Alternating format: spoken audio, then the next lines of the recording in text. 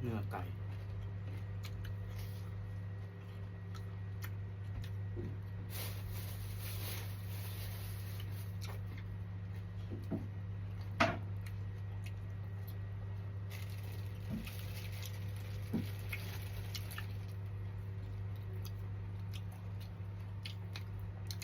ก็ลวกเปื่อย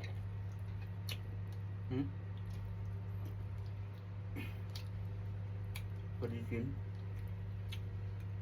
เอินพักยังก็ลืมเลย ผักก้านทับพี คือพักตามจ้องแบบหวานเนาะขมน้อยนึงแต่ออกหวานๆเนาะเนาะ มันขม บ่หวานเด็ด หืม ขอเลยคือหวานเวลาเรากินออกตะบิดเนี่ยออกขมเลยนึงอ